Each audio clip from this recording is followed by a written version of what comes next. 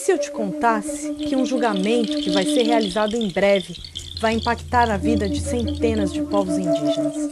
Quer saber mais? Eu te conto. O recurso extraordinário 1.017.365, que tramita no Supremo Tribunal Federal, é um pedido de reintegração de posse movido pela Fundação do Meio Ambiente do Estado de Santa Catarina contra a FUNAI e indígenas do povo Xoclen. A terra em disputa é parte do território Ibirama-Laclanô, que foi reduzido ao longo do século XX.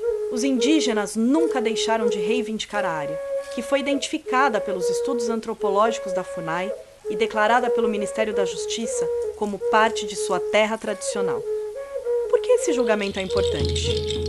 Em decisão publicada no dia 11 de abril, o plenário do STF reconheceu por unanimidade a repercussão geral desse julgamento. Isso significa que a decisão servirá para fixar uma tese, que servirá de referência a todos os casos envolvendo terras indígenas, em todas as instâncias do judiciário.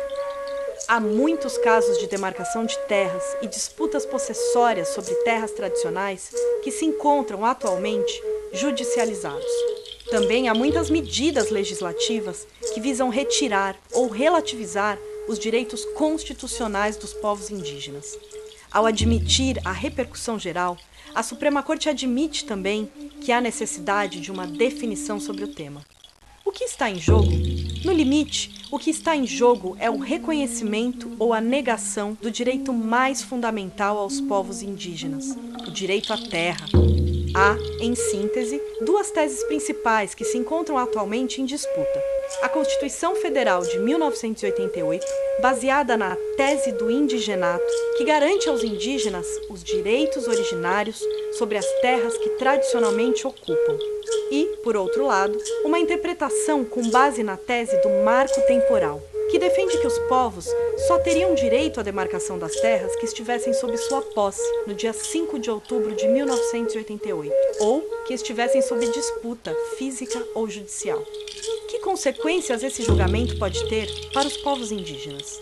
Caso a decisão do STF seja em favor dos direitos originários dos povos indígenas, centenas de conflitos em todo o país poderão ter o caminho aberto para sua solução, assim como dezenas de processos judiciais seriam imediatamente resolvidos.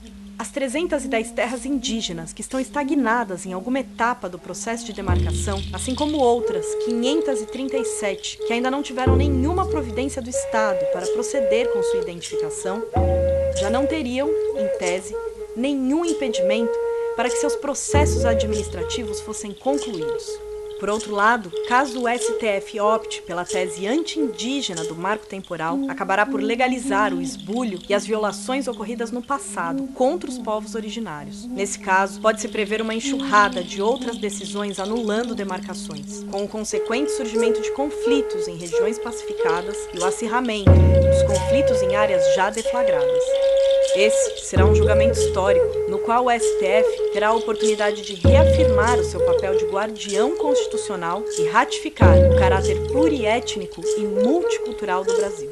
Caso contrário, assistiremos atônitos à continuidade do extermínio físico e cultural dos povos indígenas.